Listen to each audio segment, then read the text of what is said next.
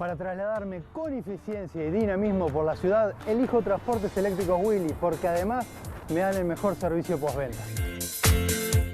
Presenta Café Suárez, café de especialidad.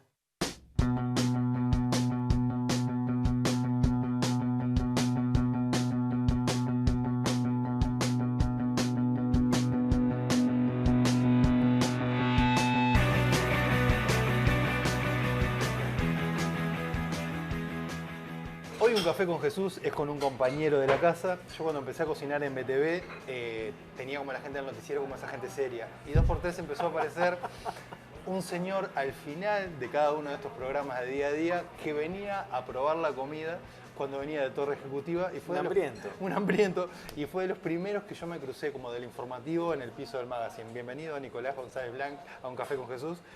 Para mí fue lo más cercano al noticiero que tuve en mi vida, porque de grande yo empecé a trabajar en la tele grande y fue, ay, él es la cara que transmites de presidencia, esto y lo otro. Gracias por compartir este tiempo conmigo. Sé que saliste de laburar hace un ratito, como todos los días. No, pero mirá la cena que tenemos. Repartimos los panes, hicimos así. Gracias por este tiempo. No, gracias a ustedes. Y nos metemos de lleno en la entrevista. ¿Siempre has estado en los medios? Sí, siempre y de chiquito. Porque yo soy de Paysandú y tengo un tío que era periodista en Paysandú, ahora se jubiló y trabajaba en un canal de televisión allá, trabajaba en una radio, y cuando yo tenía 8, 9, 10 años, mi hobby era que él me llevara al canal o la radio. Entonces, al mediodía, por ejemplo, él tenía informativo de radio y a veces si yo estaba libre o lo que fuera, en vacaciones, o ponele, ya había ido a la escuela o capaz que iba más tarde a la escuela, me decía, ¿querés venir conmigo a la radio? Sí, dale. Y a mí me copaba estar en el estudio. Era una cosa que me copaba estar en el estudio, estar en el control, lo que fuera. Y tengo muchos recuerdos del Canal 3 de Paysandú, que en su momento era TV Río, Canal 3. Chau. Cuando yo trabajaba allá también. Y bueno, con 8, 9, 10 años ir a ver cómo preparaban el informativo. En aquel momento era máquina de escribir. Todo máquina de escribir. Sí, sí, literal. O sea, las cabezas se ponían en la máquina de escribir, hasta taca, taca, taca, taca, taca, taca. Bueno, eso me copaba. Imaginaba aquel niño del interior que hoy en día va a estar en una cara, o siendo la cara de un canal que transmite noticias para el interior, porque convengamos que BTV tiene esa rareza que yo prendo la tele, en muchos mutualistas la he visto y en muchos lugares que son de uso común, porque es un canal de transmite, pero después en el interior es un canal muy visto, y de hecho, a nivel de los noticieros, el noticiero de BTV es como una referencia del interior en general. Y siempre tenemos como esa referencia de que el del mediodía es hasta más visto que el central. Sí. En el mediodía, en el interior, porque la gente corta, los horarios son cortados y la gente se sienta a almorzar. Y hay siesta. Y hay siesta. Y después el informativo hay siesta. Así que sí, sí, la verdad que yo creo que de chico casi siempre pensé en trabajar en la televisión de periodista. De periodista. Más allá de que al principio era para el periodismo deportivo. Que ahora nos vamos a meter de lleno en ese tema. Sí, creo que desde los 10, 11, 12 años cuando me empezó a gustar eso, yo iba a la casa de mi abuela y agarraba el diario El Telégrafo, que era el diario de Paysandú, y me ponía enfrente al espejo del baño o de un cuarto que había un espejo grande, y yo hacía un informativo. Hablábamos ahí previo, ahí en esta mesa, que tenés algunas referencias de algún comentarista deportivo, y vamos a ir para el lado de deporte, que es uruguayo pero trabaja en la Argentina, que es Víctor Hugo Morales. Sí.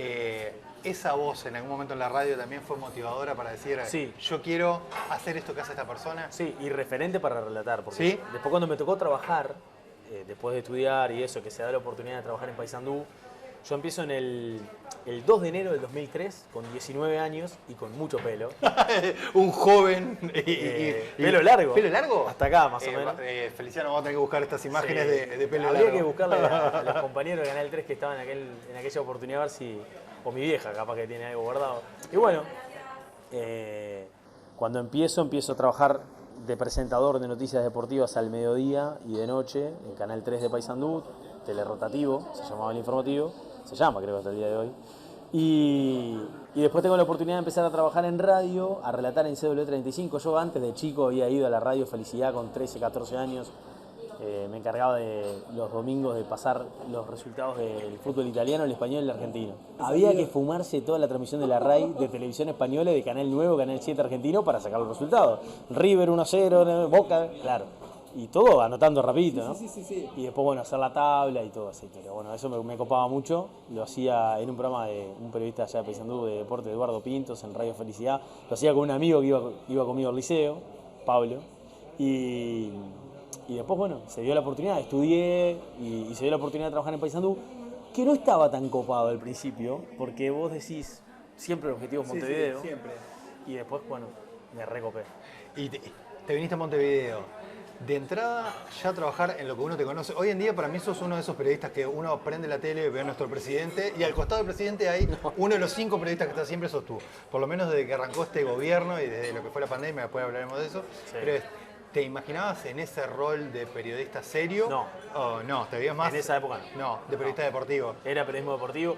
Obviamente empecé a generar mucho contacto porque al trabajar en el fútbol y al tener Paysandú, equipos en el fútbol profesional, empezás a tener contacto, empiezan a viajar los periodistas de acá para allá cuando jugaban Peñarol y Nacional en el Estadio Artigas, por ejemplo, contra Paysandú Bellavista o Paysandú Fútbol Club, y ahí empezás a generar contacto. Y la verdad que yo siempre soy un agradecido de una persona que fue muy especial para mí, que fue Javier Máximo Goñi. Y yo tengo que ser un agradecido a él porque toqué 200.000 puertas y todas se cerraron. Con todos los nombres, aparte me gusta cómo le dijiste. Javier Máximo Goñi. Y la verdad que Javier se portó muy bien conmigo porque él en un momento me decía, vos llamame toda la semana, Nicolás, no me molestaba. A mí me generaba como algo llamarlo toda la semana para decirle, Javier, ¿tenés algo para mí? Javier, ¿tenés algo para mí? Y bueno, siempre vinculado al periodismo deportivo. Un día lo llamo y me dice, tengo algo para vos, pero no es periodismo deportivo. Y ahí me hace la oferta esta del canal. BTV estaba buscando un periodista de periodismo general, cultura general, de 14 a 22 de lunes a viernes y los sábados o los domingos. Déjamelo pensar, dije yo. Y bueno, enseguida que fui a mi casa, lo comenté y me dijeron, no lo pienses más. Ya está. Pero bueno, había que acostumbrarse a leer los diarios de adelante para atrás. No solo leía de atrás para adelante, porque el deporte, ¿viste? El deporte siempre está en la última Bueno, cara del... entonces, bueno, costó un poco. Viajé, vine, me entrevisté Y ahí me tomaste terminaron contratando. el rol de periodista serio, por decir una manera, y no de periodista deportivo. No, pero los periodistas deportivos son serios. Son serios también. Son serios. Dentro de ese periodista deportivo que hay en ti, ¿cuánto pesa el fanatismo o el amor que tenés por un cuadro de fútbol? Por Peñarol. Sí. Pues estamos hablando bastante de Peñarol. Y sos un tipo muy cauto, por lo menos yo lo que Sí. te veo tanto en redes como en la tele, nunca Cuando se prende la pantalla, cuando se prende la pantalla, cuando se prende la luz, cuando tenemos un micrófono en la mano, siempre fuimos o tratamos de ser muy serios, responsables y objetivos. Es difícil ser objetivo. de algo que uno ama. Es difícil ser objetivo en general. En general es difícil para todo el mundo ser objetivo, pero eso creo yo. Pero siempre con mucho respeto, tratar de marcar, bueno, yo tuve muchos años que relatar a Nacional, que relatar clásicos en donde ganara Nacional, y lo hacía tratando de ser lo más profesional posible, más allá de que después llegaba a mi casa y cuando cerraba la puerta de mi cuarto tenía una calentura que volaba. Pero bueno, en ese momento vos lo tenés que disimular. Me vine a Montevideo con la ilusión de seguir trabajando en el periodismo deportivo, seguí tocando muchas puertas, seguí insistiendo con ese tema, pero bueno, no se abrió ninguna y me entré a cansar un poco y me entré a acomodar mucho en esto que hago, me entró a gustar mucho más esto que hago, me sentí más cómodo y de a poco fui como enfilándome para esto. Y bueno, nunca oculté que era hincha de Peñarol, nunca lo oculté, las personas que trabajan conmigo lo saben. Quien te mira en redes sabe que vas a la cancha con tus hijos, Sí, porque aparte sí, sos sí. un papá apasionado que Bueno, lo llevé una vez ahora este año. Este año ya te A que conocieran el campeón de siglo. pero que inculca que por las venas corra un poco de Sí, sangre sí, mancha. sí, sí. En la época de la pandemia fuiste como una referencia, por lo menos de BTV y de mucha gente prendida a la pantalla, de lo que iba sucediendo en el momento a momento. Y leí por ahí en una entrevista que también para vos hay como un antes y un después de esta pandemia que pasamos, como periodista y como ser humano, que iba todos los días a ver qué iba a decir, sin espolearte como hacías vos en algún momento conversábamos, a ver qué iba a decir nuestro presidente o quien fuera respecto a algo que nadie sabía, porque fue algo que a nivel mundial pasó. ¿Qué responsabilidad sentías al momento de vos transmitir eso? No tanto como periodista, sino como el papá de esos niños que estaban en tu casa y prendían la tele, a ver qué decía papá en la tele. Sí, la pandemia creo que marca un antes y un después. Hace poco hicimos unos cortos por los 20 años y yo creo que señalo dos cosas que para mí marcaron mucho. Yo voy a cumplir 14 años en el canal y la verdad, viajar al Congo en el 2015 fue para mí un antes y un después en todos los sentidos, ¿no? Ahí encontrás una realidad que te cambia todo. Y la pandemia La pandemia fue también, yo creo que fue de esas coberturas que las tenés que separar del resto, porque hubo muchas coberturas especiales. Hubo viajes de cumbre de Mercosur, hubo elecciones presidenciales, hubo muchas cosas que se hizo en este tiempo, pero la pandemia fue a nivel del mundo y generó una angustia y una expectativa y una... No sabías qué iba a pasar al otro día. Entonces, tener la oportunidad todos los días de poder salir de tu casa, no todos lo podían hacer. Cruzar Montevideo como si fuera un domingo eterno. Era un domingo, todos los días era un domingo Montevideo en esa época. Más allá de que no había obligatoriedad de estar en su casa, pero mucha gente se pasó a trabajar a su casa. Los colegios se cerraron, las escuelas se cerraron y bueno, había que estar ahí. Y la verdad que todos los días surgían cosas nuevas al comienzo. En aquel momento no había, por ejemplo, un informe del SINAE, entonces era en conferencia de prensa cuando el presidente decía hay tantos casos nuevos.